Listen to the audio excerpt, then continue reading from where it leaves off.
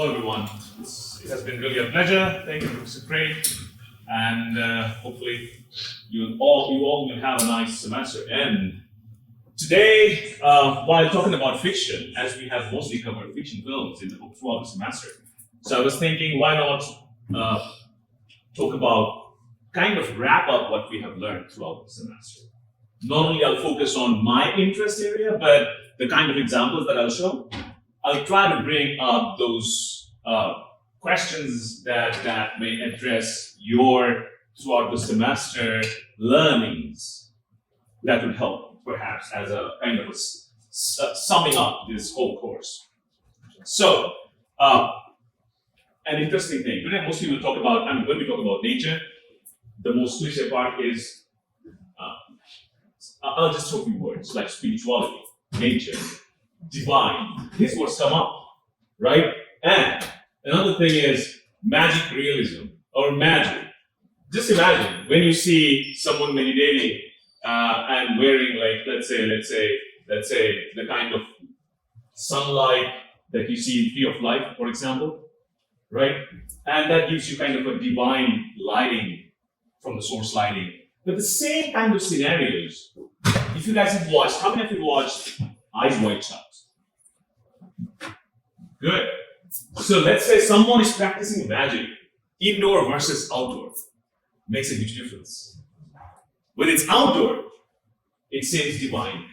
When it's indoor and dark, no light, it seems then you may use words like satanic, Illuminati, devil, blah, blah, blah, right? So space matters. And that's how today we'll talk about space, which includes ecology, indoor or outdoor, from 3 of these films. And one magical reference I should give, I forgot yesterday in the last class. I didn't know actually before that. Last class was an art day, and we had a discussion on art. That's interesting. So when I went out from here and opened my phone, and then I follow a lot of Instagram pages and all that, environmental issues and all that, and I said, oh, Happy Earth Day, what's that? Oh, so isn't it interesting? We had a discussion on Earth and ecology and climate, and that was the Earth Day, kind of a tribute to nature, right?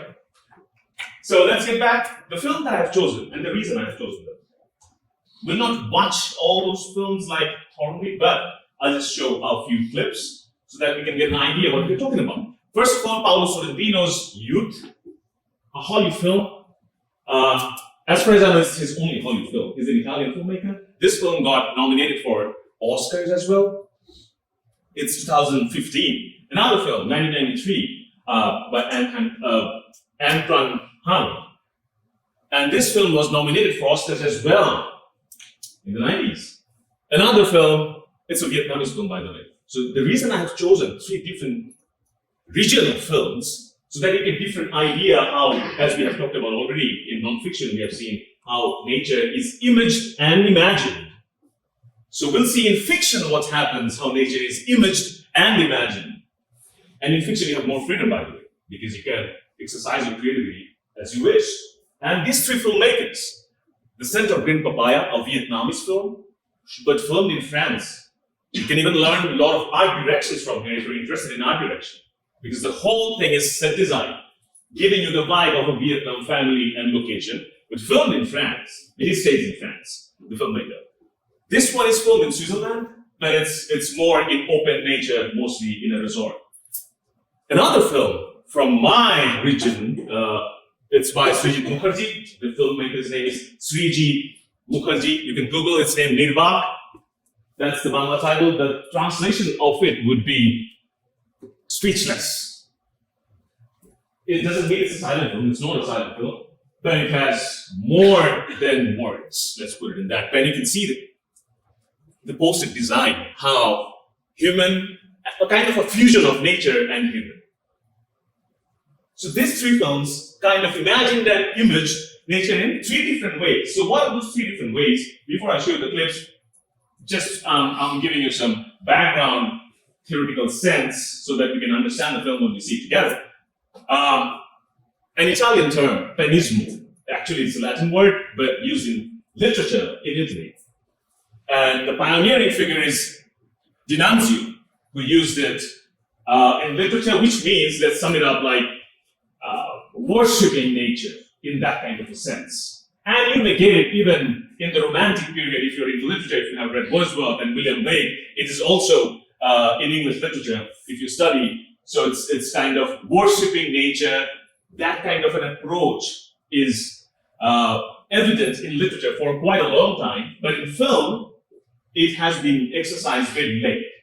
So this is one example of, we'll try to find out, and I'll pause when we'll see examples of penismo, how nature and human are infused together. That is what penismo is. Without a power or hierarchical relationship, without a foreground-background relationship. So how camera, lighting makes it happen.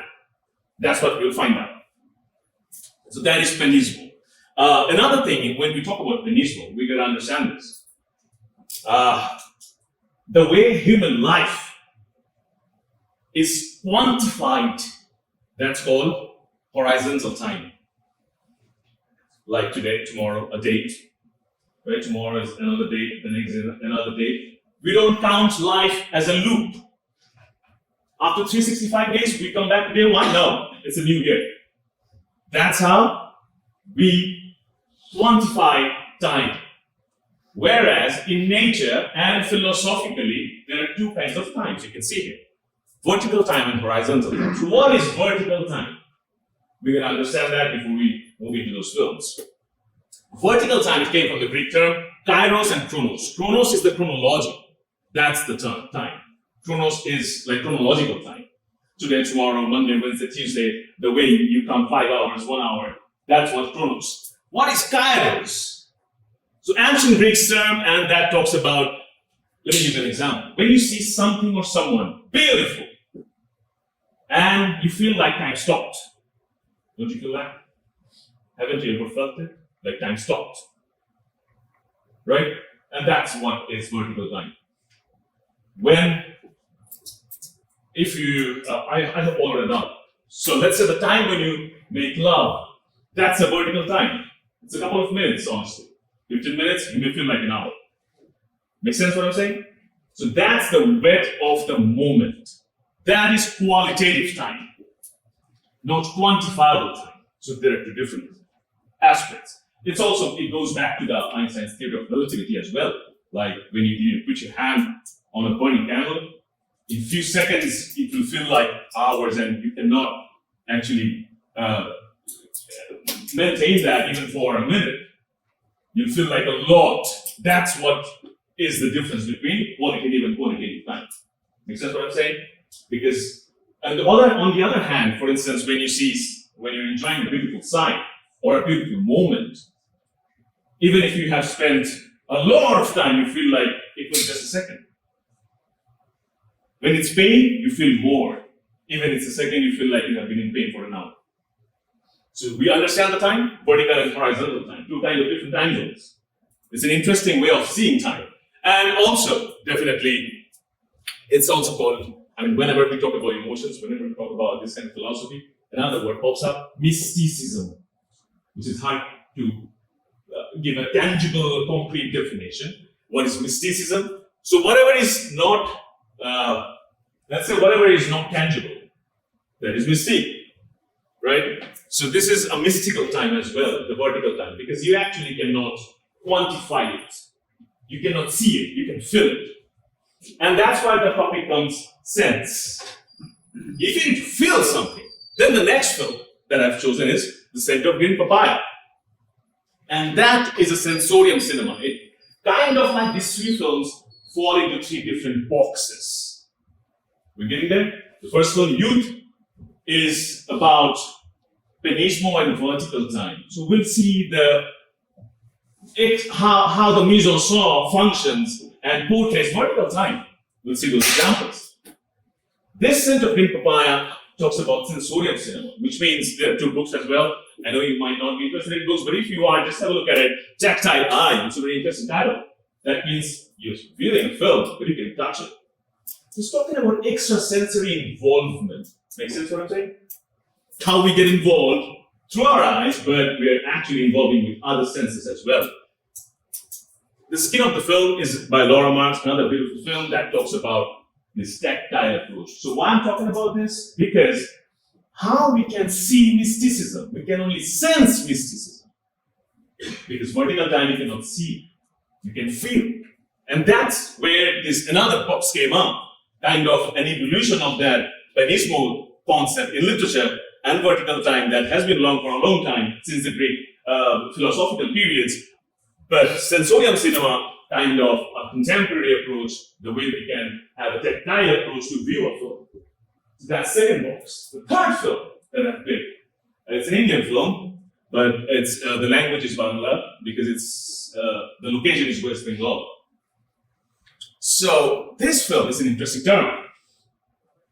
So we talked about, first of all, Benismo and vertical time. Then we talked about sensorium cinema, how we involve with our senses. It's a very new to me. I'm going to dive deep on this in summer. So one of my professors suggested me, there's a new area of study as well. It's called eco-sex. And there will be performance on it even in New York. This is a performance by the same book author, published by University of Minnesota. Interesting how art as a lover is considered and how that functions. I'm not an expert on this yet, but I'm interested in what kind of theories they involve and what kind of films they make that talks about what is eco-sex.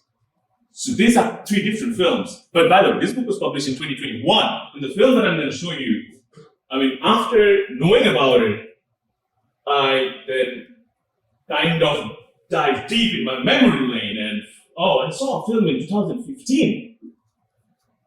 An Indian film that kind of referred to all the kind of theories that we see now, and this is maybe in this summer they will have this performance in New York, which is called eco-sex or eco-sexuality. If you Google, you'll get a lot of this kind of generic performances, art installations, or even films and documentaries. There are websites as well where they make a lot of films also. So then I thought I should show that clip from 2015, even though the book and the theory came very recent, and it's an emerging field.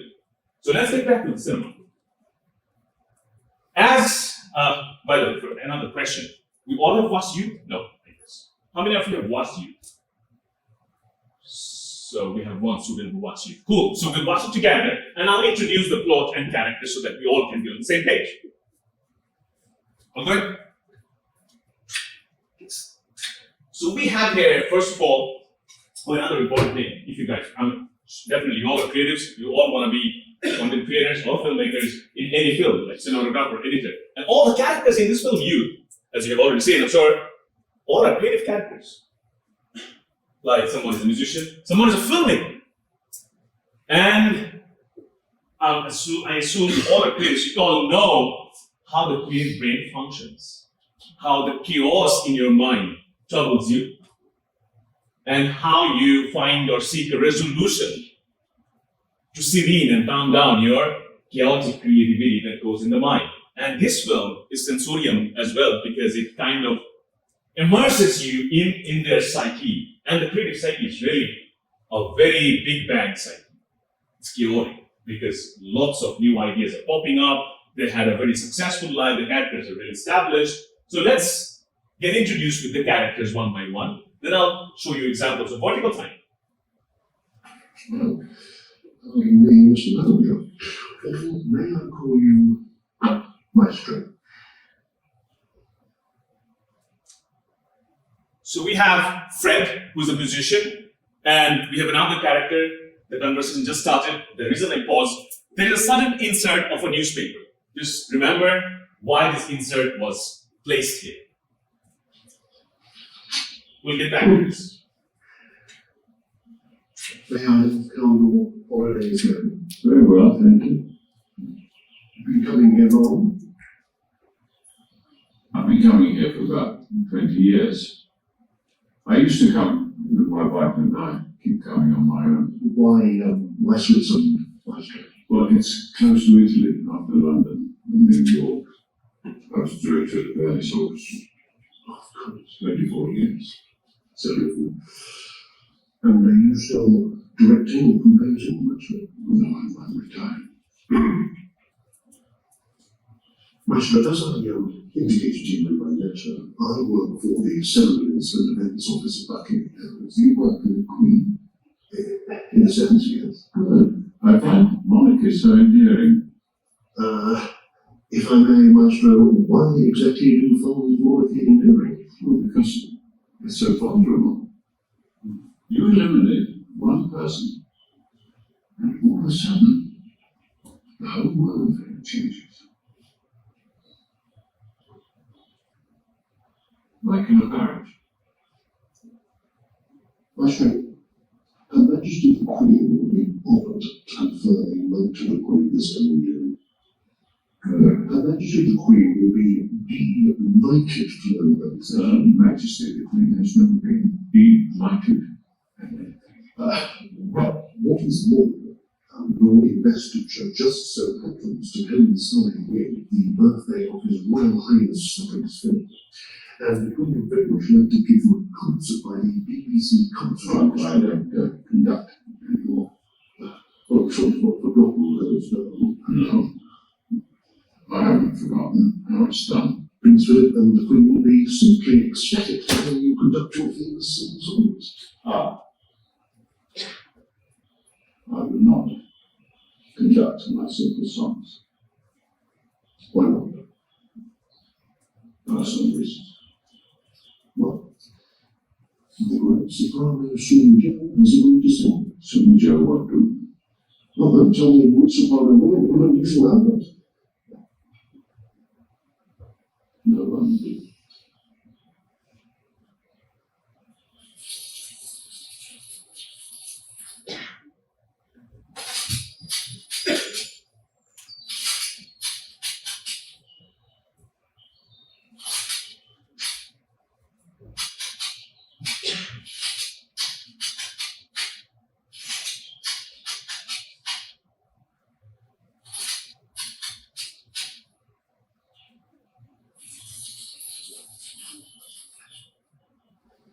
Well, I shall relay a conversation to the Queen. Just introducing the character. And you have seen suddenly this sequence tone changed, right? The way he started establishing his own character. He's a legendary musician, refused an offer from the Queen that he's not going to perform his simple songs. That's the title of his composition. And have you noticed the way it is juxtaposed? We were in a horizontal time.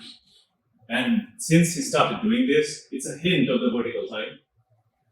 That then we move the camera to various B-rolls of other movements, mostly in slow motion shots.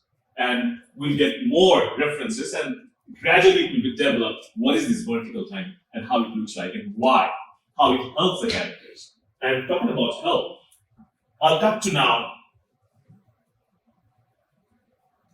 In order to understand serenity, we need to understand panic as well. And from there also the word panismo came out. Panismo, again I'm repeating, worshipping nature, and that happens in vertical time, not in horizontal time. So let's have a look at his panicking mind. What is troubling his mind? Let's get to know the character a little bit.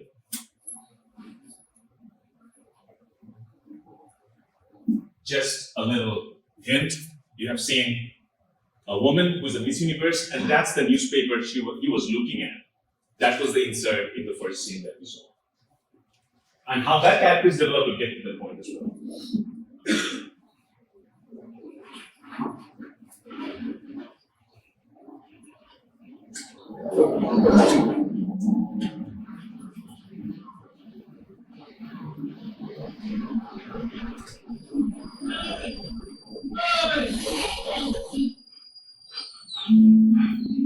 Melanie is his wife, is not him. And suddenly we have seen, what we have seen, is it happening in real time? No, it's happening in his mind. Definitely he is not drowned. Something is troubling in his mind, and we're trying to figure out, along with the journey, what's troubling him, and what happened to Melanie actually.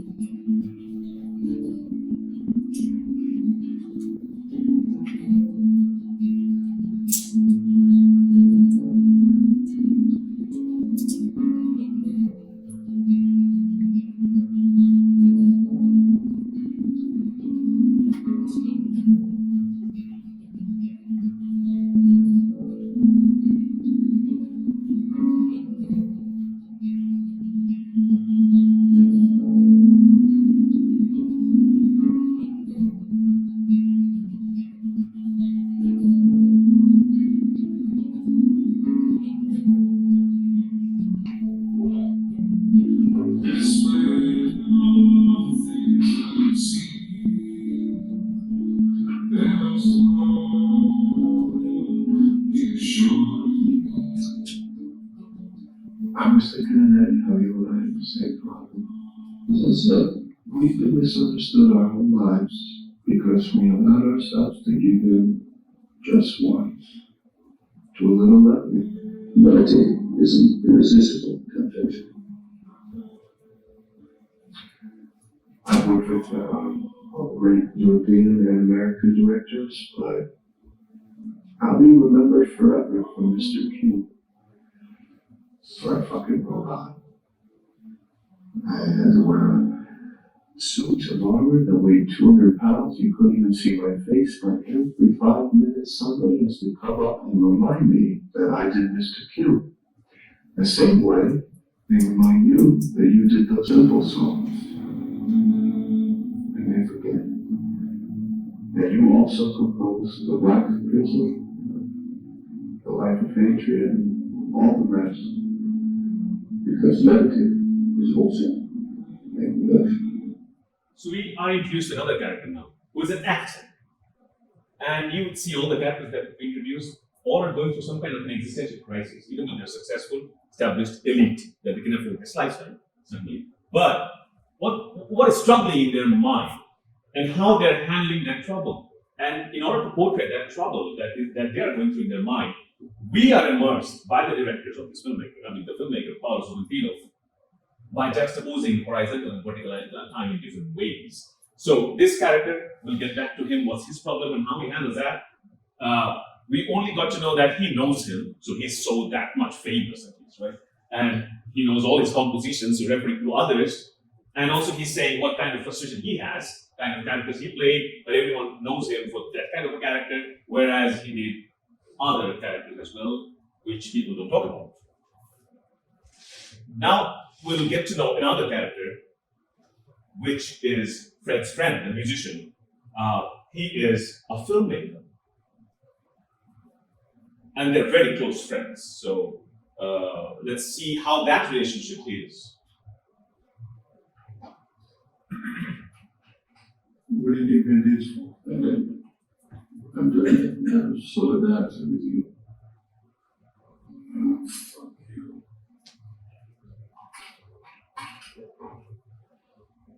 His name is Mick in this film, and he's a filmmaker. Do you remember Gilda?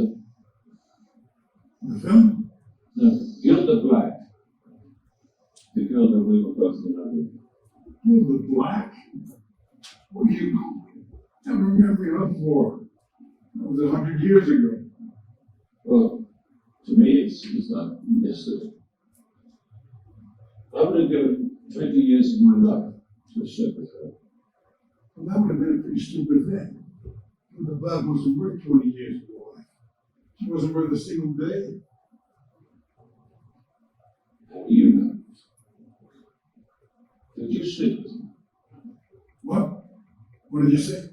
You heard me 60 years ago. You swore you never slept with her out of respect of my love for her. Now, you changed your tune. Look, I have something to confess. Fine, go ahead. The real tragedy, and believe me, it really is a tragedy, is that I can't even remember if I slept with Gilda Black. A quick question you don't have to answer now, but we'll get back to this point if we get time later on. Why suddenly we shifted to bird's eye view shot? Why this kind of choices are made? You could have just followed them the way it was we were following, right? So why the director decided suddenly to take an aerial shot of the whole scene? And this particular sequence, location, it has been repeated a lot of times with other characters as well. And just want you to keep that in mind so that we can find answers to this shot. Are you serious? I swear. I'm wondering what happens to your memory over time. I can't remember my family. I don't remember their faces or how they talk.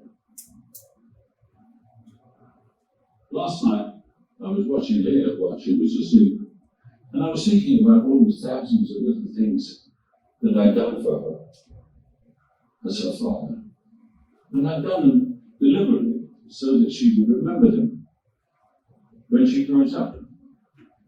But in time, she won't remember a single thing.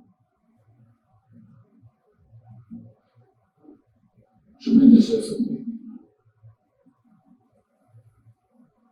Tremendous effort, maybe. With a modest result. It's very important dialogue. Tremendous effort, but the result is a very modest one. And we can sense a kind of regret in his tone, and we are getting more into his mind, what he's going through. And now we'll see a scene, very important example of Benismo, how he resolves this kind of troubles that he goes through. It's one of my favorite scenes.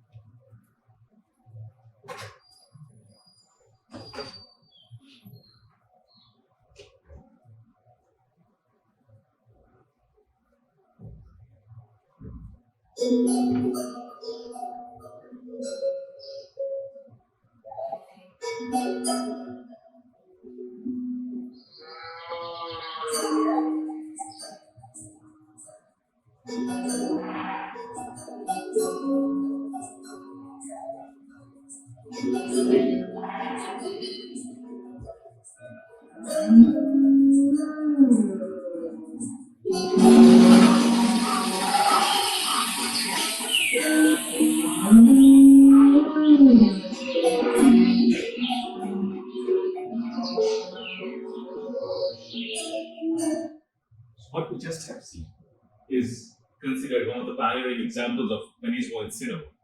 Now you got it a little bit, definitely didn't happen in real, but it happened in his mind perhaps, or the way it is portrayed, we don't know.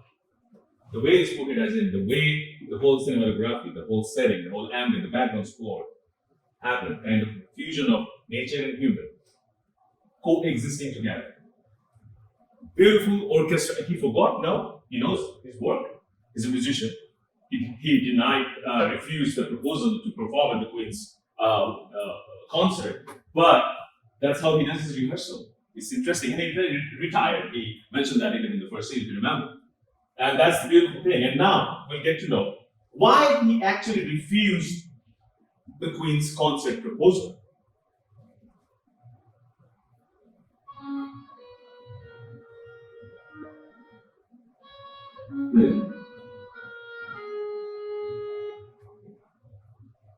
Daddy. That's a daughter. This man's been in here for over an hour. He says he's the Queen's emissary. So he's going to make himself comfortable in our room. Be nice. No, it's Nonsense, too cold. But you can smoke those in here if you like. Seriously. Yeah. There are our managers and music get through with apologies. You have no idea how much pleasure this gives me. Are you feeling tense? Alright. There you go. We don't have much time, so I'll skip the formalities. But I'm having a thorough cleansing of my intestines. Bloody hell. I was unable to convince the Queen. I relayed your reticence about the songs to her. I proposed an alternative repertoire, alternative musician, alternative evening, just alternatives. She didn't you only on single songs. She says it's not the principle of business. Well, I don't want to be rude, but it's impossible. I told you, the last time we met. Personal reasons. Was there no way to resolve these personal reasons? Unfortunately, no. I am begging you, Maestro, I have a difficult job by simply lifting trying to help me with a positive answer. My answer is negative. I don't understand what exactly doesn't work. Is it the date? Is it the location? Is it the orchestra? Is it the soprano? Is it the rain? Please don't insist. Personal reasons. Oh, these empty personal reasons. Personal means that I am not obliged to answer. Well, let's see if we can resolve these personal problems. Anyway, what is it that's wrong? The soprano. We'll get a different one then, no problem. It wouldn't make any difference. What if that silly girl is the absolute best? I mean, she's already expressed her enthusiasm to being directed by you. She's ecstatic. I am not interested. What is it you're against her? Nothing. I've never even met her. I've never even met her. You've never even met her, so much. That's enough.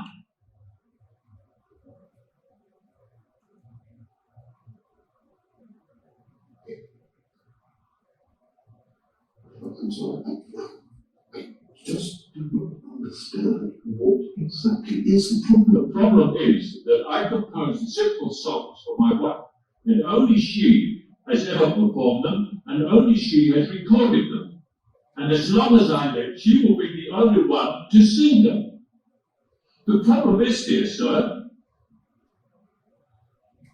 my wife can't sing anymore.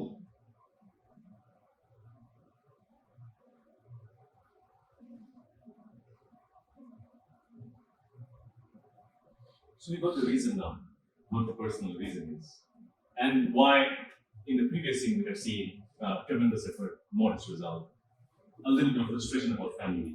Why we have his daughter in this scene?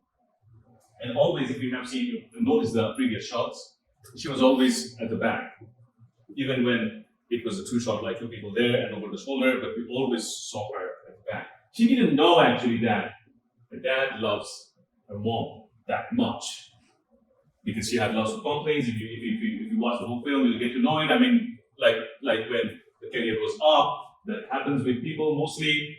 He was busy with making his career. He became a celebrity. Didn't get that much time at home, and issues happen. But it doesn't mean that he didn't love the way he never expressed it, and he didn't want to. So right now you can see how two kind of different tones and emotions were juxtaposed as well, like panic and serenity. We have seen a different example just seen before, right? Very serene and calm sequence. Right after that, now we have this dialogue sequence, which was very much heated. And the way the scene ends, with the realization, and camera ends with her. The scene ends with her reactions, right? And we got the reason what's troubling his mind. The next example is, we'll try to see what's happening with the actor and how it's connected to that. Next step, Mr. Tree. Miss Universe is here. Mr. Tree is the actor that we have seen since the beginning. The first shot, when the same conversation was going on, he was trying to convince perform at the Queen's concert, and he was refusing, but Mr. Tree was listening. And then again, we had a sequence when Mr. Tree was saying, "Well, we are having the same kind of, we're on the same kind of board, because people remember me because I just played a robot character, and no one remembered me for anything else." And now get to know what's troubling here.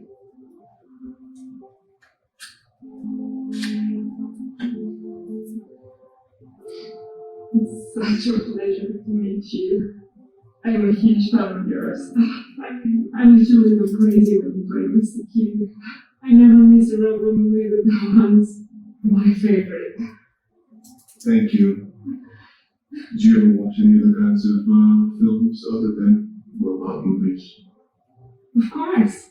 I've got my whole life ahead of me and I want to be an actress. I don't want to just rely on my beauty.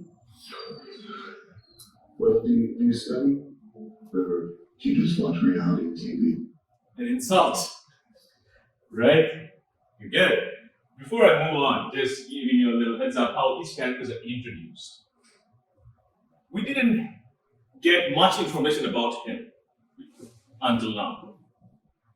But he had a little interaction with the main character, with the protagonist, Fred, the musician, right? And now another character is the Miss Universe, which was also hinted since the beginning, the first shot, the newspaper shot that I was talking about. When Fred was looking at the newspaper, the Queen's of Mystery is there, trying to convince him. We had this reference as well there.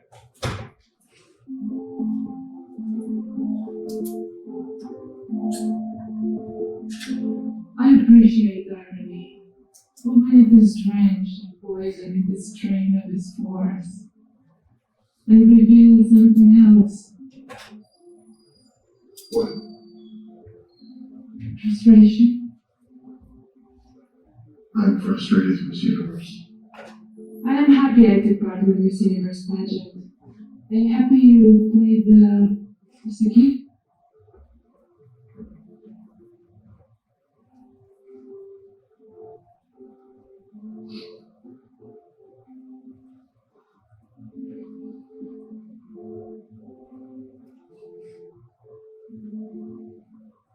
She is not at all stupid, Miss Universe.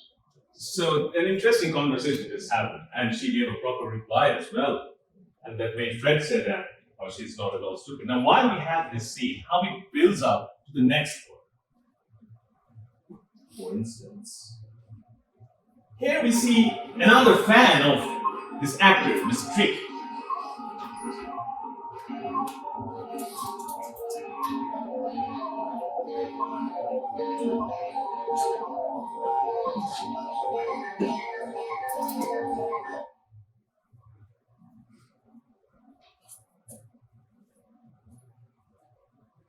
So you were filmed. Be careful with the background score as well. Just a while ago, sound was kind of like extremely in a high beat, which was high. Suddenly, no sound. So that's also kind of a juxtaposition of total complete opposite things. Like as I said, horizontal time, vertical time also opposite. As I said, panic and serenity also opposite, but we actually carry on all with us. So you like Mr. Hughes one?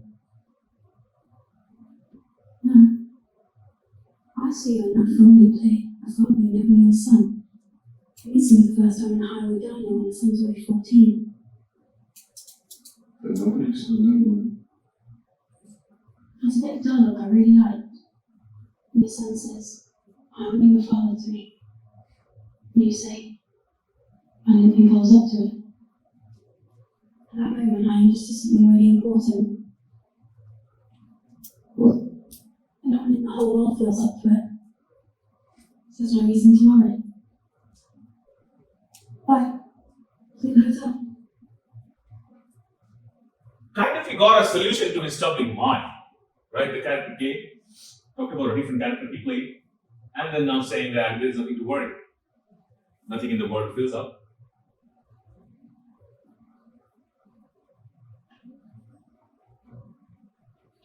What do you do all day, Frank? Well, they tell me I'm apathetic.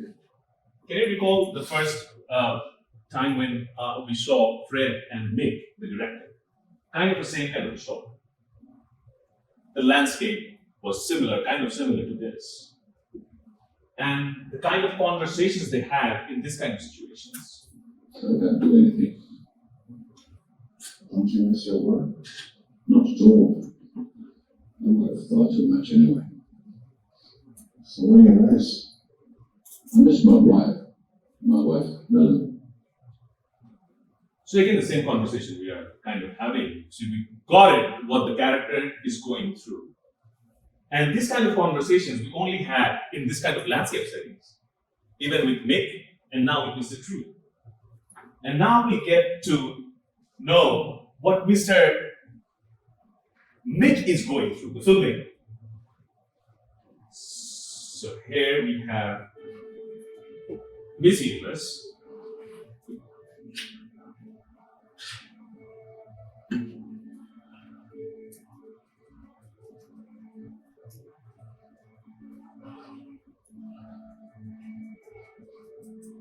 See the lighting.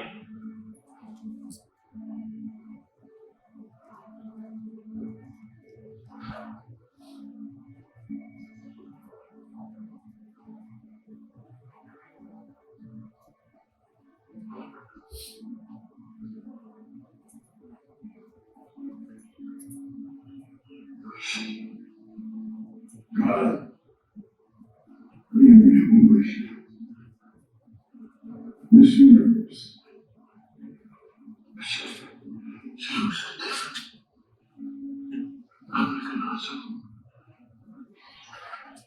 She's been transformed from watching all the old movies. Excuse me, Mr. Blood, there's someone here to see you. Can't you see we're enjoying the less great idyll of our lives? But who is the family? Waiting on the way. Where the world?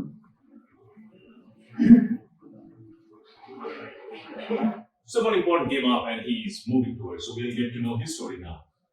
That's the last character, then I'll talk about Peninsula more. But have you noticed the way scenes tempo and kind of tone changes depending on the theme that or message it wants to give? Here we have, as I was saying, that kind of serenity, and that's why it's not focusing on the quantitativeness of time, rather focusing on the weight of the moment and the way cinematography is exercised and executed here and designed. It's very different than the other scenes as well.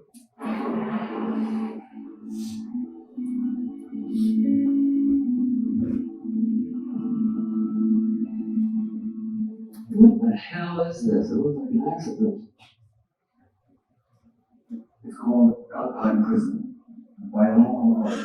With the first comment, we got the taste of the character in art, how she perceives art, and why it's important you get to know through the conversation right there. Human beings really know how to be pathetic when they tragic, don't they?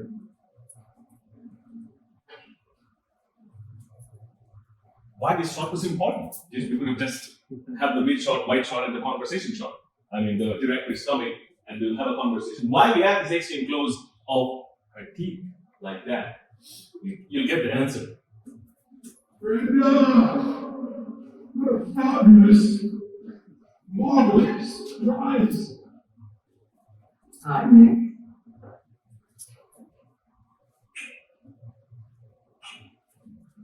You look fabulous, Brenda. Great picture of radiance and sex appeal. Getting mixed up with the last millennium, Nick. What? You just couldn't wait any longer? We just finished the latest version, you know. We were having trouble with the last scene. But then yesterday, Eureka! It came to us. So now that you're here in the flesh, we can edit it. Didn't you tell me you were going to be in Los Angeles? What are you doing in Europe? Brenda. How many years have we known each other, Nick? Jesus. Me on the spot. Let me count. 53 years. How many films have we done together? 9, 10. 11. So after 53 years of friendship and 11 films together, you don't think I'm going to start to bullshit you now, do you? You of all people? No, I don't. I wouldn't deserve that. That's right. You don't deserve it. You deserve me to call a spade, which is why I dragged my ass here from LA to talk to you in person. Look, Brenda, since about scene 21, you're described as ugly, feeble, a pale shadow of your former beauty. Oh, please, realize that's just poetic license. All it should be extraordinary. You're still preserved intact. You have to. That mystery that allure you had when you first became a diva. Stop licking my ass. Nick, it just breaks my balls even more. Especially given what I've come to tell you. Why? What have you come to tell me? I'm not going to be in the movie, Nick.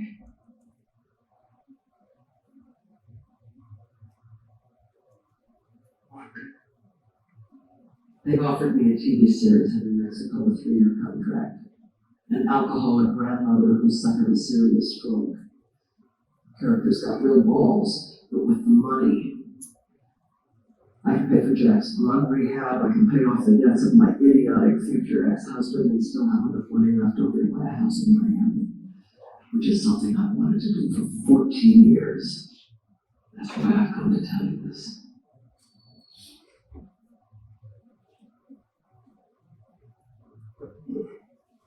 But this is cinema, man. That's just television. Television shit. No, television is the future, Nick. Trust me, we all will go through this situation and scene in life if you are in the going to the field of either TV industry or filmmaking industry. Tell you the truth, it's also the present. Look, let's be frank. Because nobody ever speaks frankly in this fucking film world.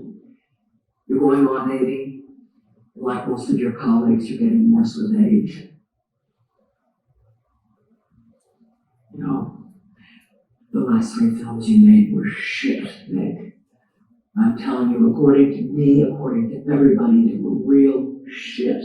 How dare you? How dare you? So you want to be frank?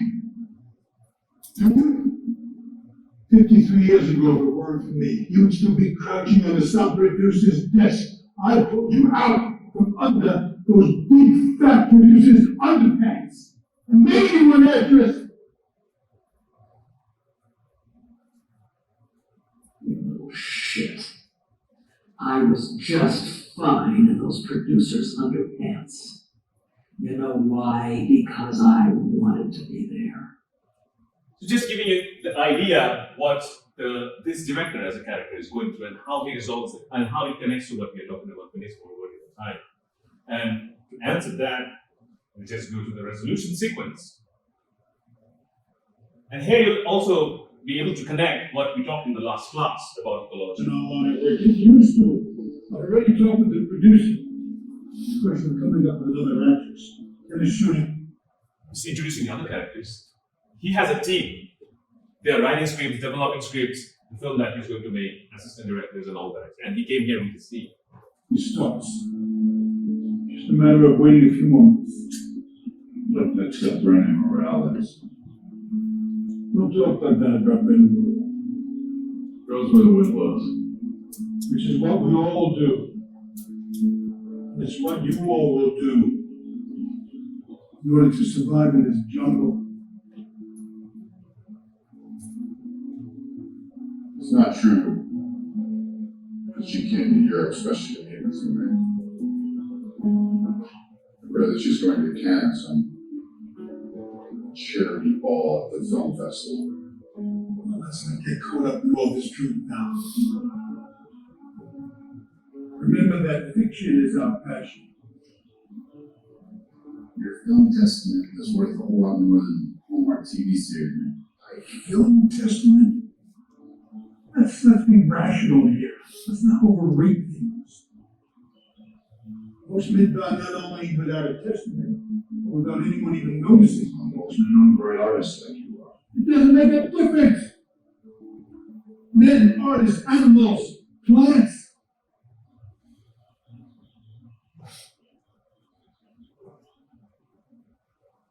We're all just extras. It's a beautiful sentence, the dialogue. We all are just extras. And we have already mentioned this kind of notion and philosophy even in the dog film that we're talking about.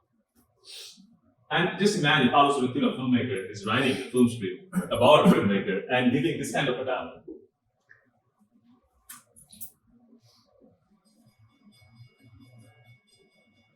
Now we'll see an example of a vertical film. Just after a while.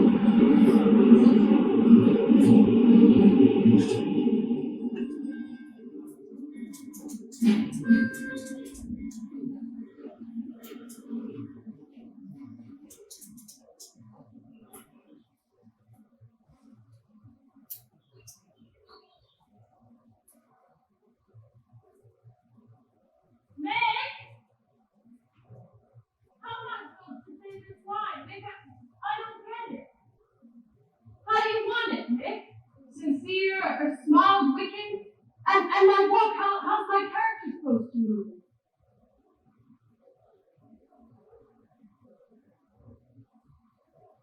Perhaps you don't know, James? But I never even stepped foot on the house. It was less than 80 feet. Where did you hide my lilac slippers? And that's all. And I am the owner of 6 castles and 20 counties. But there was only one thing I can declare with certainty. Life is so tiresome. Did you suffer from psychiatric pain? Being a police officer in LA is a real dread. Oh, Albert, before I give you how much it has cost me to deny my virginity, all these years, until today, until I met you. Remember that, Mama? In 5, 4, 3, 2, 1. Okay, you win. I'll go to bed with you. On one condition. That you don't come that way, Frank. That way you'll never forget me. Where did you hide my lilac slippers? It's not always. But also, you used to hide my lilac slippers. You left already.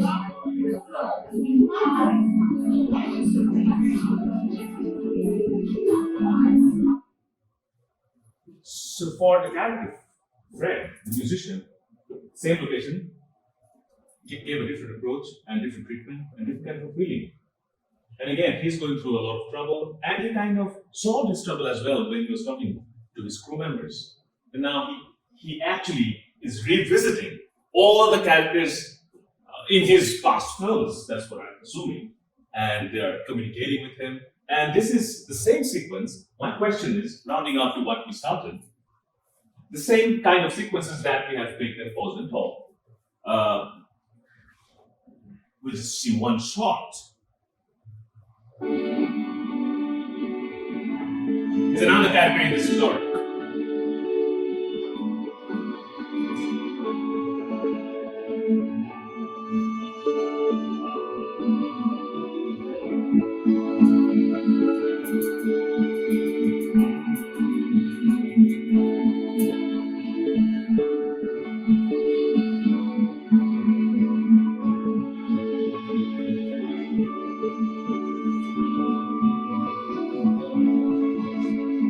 So the question is, for Mick in the landscape, we hardly saw him talking. He mostly meditated throughout the film. It's kind of a montage and metaphor, a visual metaphor that works here. The question is, the same kind of whatever supernatural magical things you have seen or surreal, if they were indoor, you may call it then a horror. The same thing when you see someone is like this in an indoor dark lighting. Same action, just you change the music song, change the lighting and cinematography, and the background score, right? It gives a different impact. And when in the landscape, it's giving a different impact totally. And that's what this film is about when he's going vertical time. And let me check the time if we have time. Yes, we do. So now I'll show you a few examples of what is sensorium cinema. Any question about vertical time if you have? Cool. Watch the film if you haven't. This film is, as I said, based in Vietnam setting and the Vietnamese family, we can see, and where we have the central character, a kid, Mui, that's her name. And the way, it's a very less dialogue film. It's not a silent film, but she hardly talks. So what she does mostly, she senses through touch, through gaze, her surrounding. And the way she interacts with nature, that's what we are actually, as an audience, we are following this character.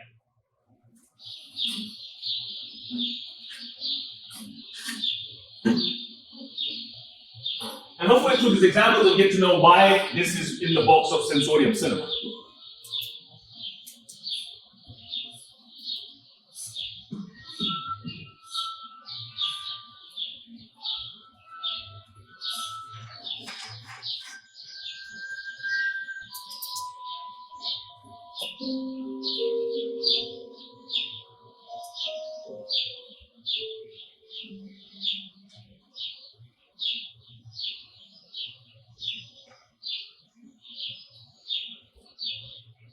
So with the smile and the way she gazes, you can see as if she's in a vertical time. She's not in real time. What's happening here? Simple things happen, right? There's nothing extraordinary happening, but the way she interacts, and we have a counter character in this film as well. So let me introduce the character a little bit more. What is she doing here? It's a wealthy family where she's working as a household chore helper. Her mother, her family, everyone works there. And the character you'll see now, that's the kid of this house. And later on, it's actually a love story. It's a romantic love story, that's it. But the scenes I'm picking up, talking about something else. Because as I said, fiction film has certain blockbuster categories. I mean, as I said, it also has been nominated for Oscars. So genre-wise, it can be seen from two perspectives. Yes, it's a romantic film. But it has that sensorial approach as well. Now let's say counter character.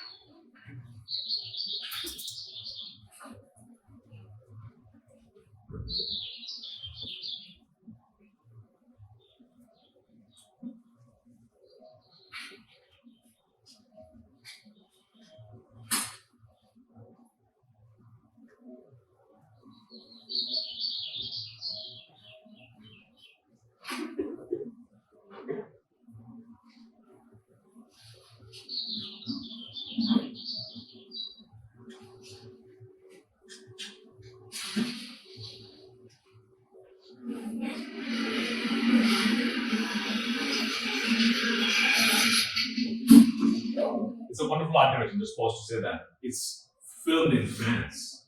The whole set design, just have a look at that as well.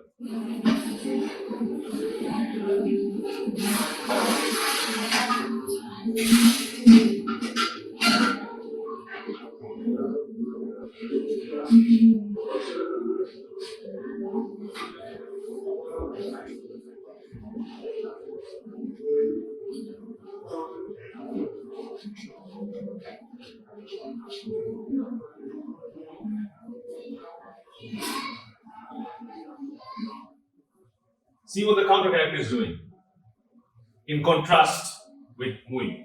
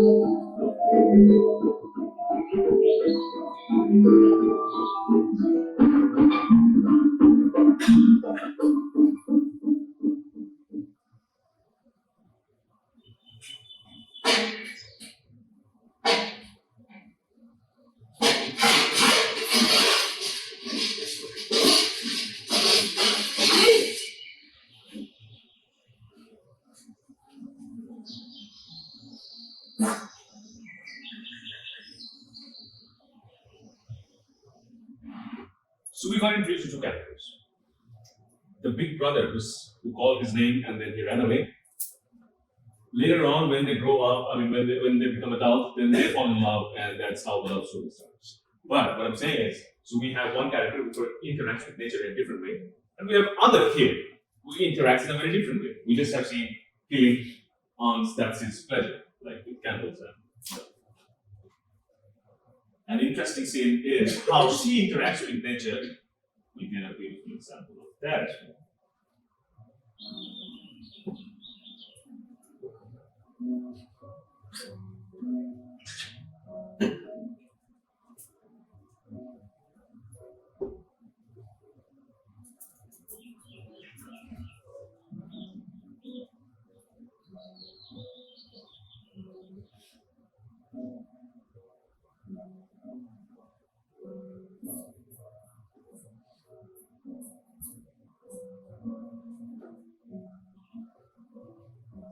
Think of this kind of choices. Why it was an extreme close-up like a macro lens shot? What message it wanted to give you? What kind of feeling it's trying to provide? On the contrary, when we'll see in the next few minutes with the girl, how she interacts with nature.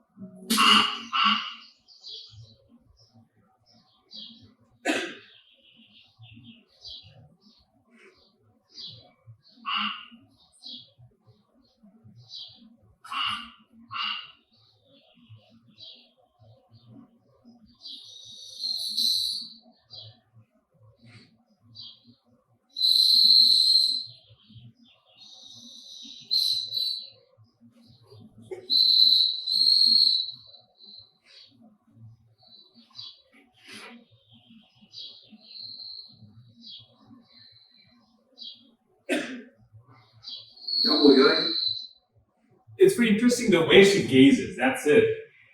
We don't see her talking, we don't see her playing with the animals, insects, nature. The interesting thing is the way it's conveyed, the message is conveyed. The way she interacts and the way kind of moment stops right there when she is, we can see her as a character. On the contrary, when we see the kid as a character, another kid, it's not like that. The tempo is not at all like that. The stylistic, the design of that whole sequence changes.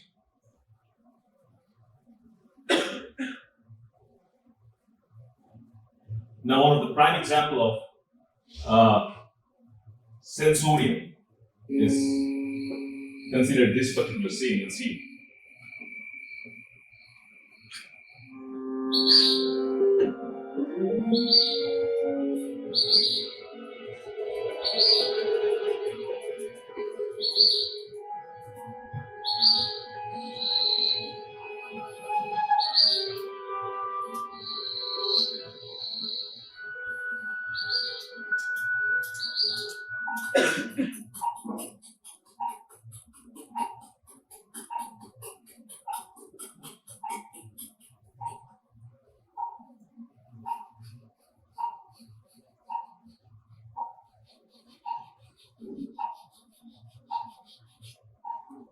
Không, đúng rồi đó con.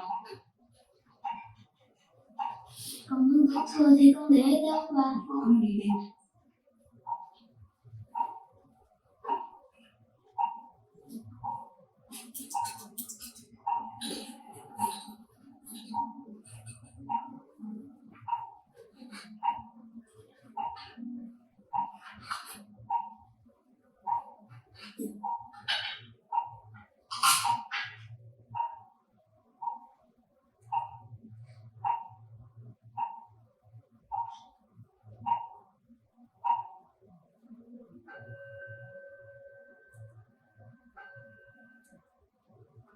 So you have seen first time talking. She's talking that what to do with the rest of the papaya. Mom said, throw it away. And she's carrying it as if the way she gazes, as if she can enjoy the beauty of everything around her. every props that you see around her. And she's fine with that. The way moment kind of stops through this character when you see. With the other characters, it's not like that. So it's a very interesting way to design a character and accordingly to design the whole production. And most important part, the way I ended the last film, and I don't know how this film also ends in a similar way. When they're grown up. Now she's an adult. Still doing the same thing, right? You can still see the innocence.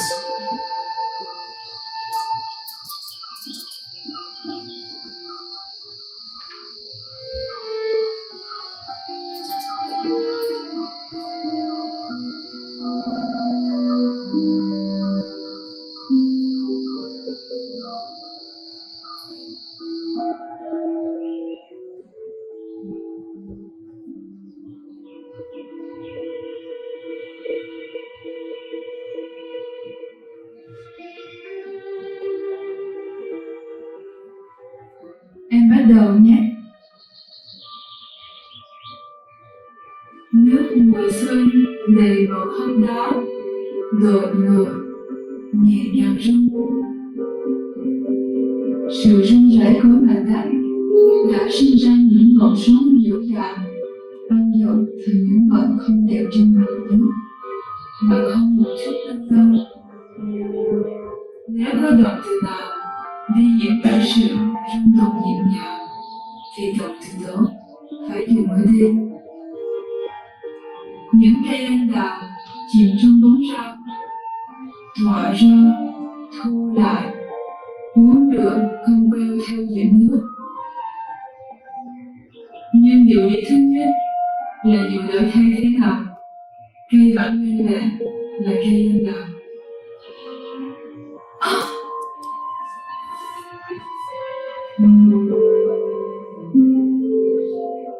The camera didn't cut. We moved to the sculpture and kind of having a Buddhist philosophy of spirituality that the way in everything, in every life, in every living being, you find beauty and love, and the way the moment stops. We shifted from the character to the props thing. That's a very interesting aspect of understanding. And the last film also ended.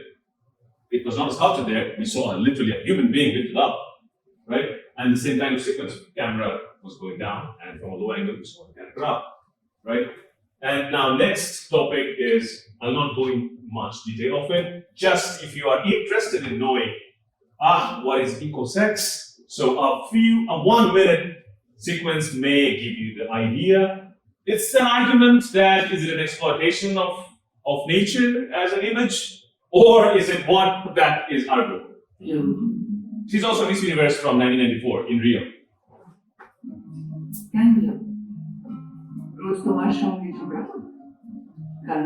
Just explaining because there's a subtitle for it. So it's the character is actually enjoying. She's having a breakup moment, and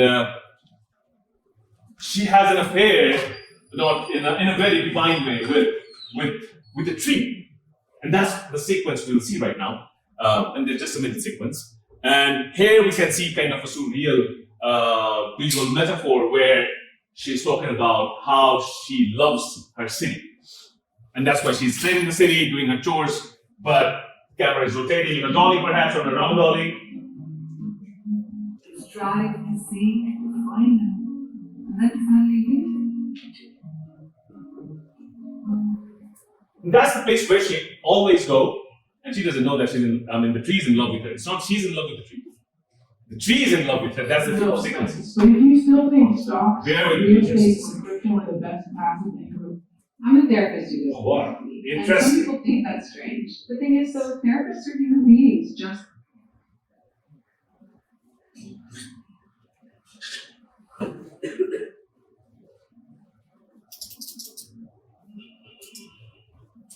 That's kind of a breakup text.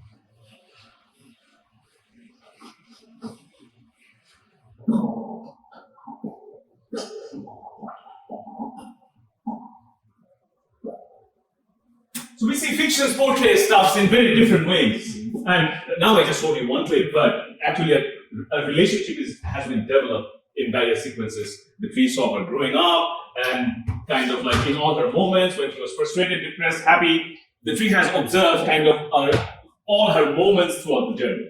But I just showed you one clip just to show you how ecology is portrayed in various different ways in fiction. It's totally very different in the non-fiction world. Thank you so much. Have a great semester.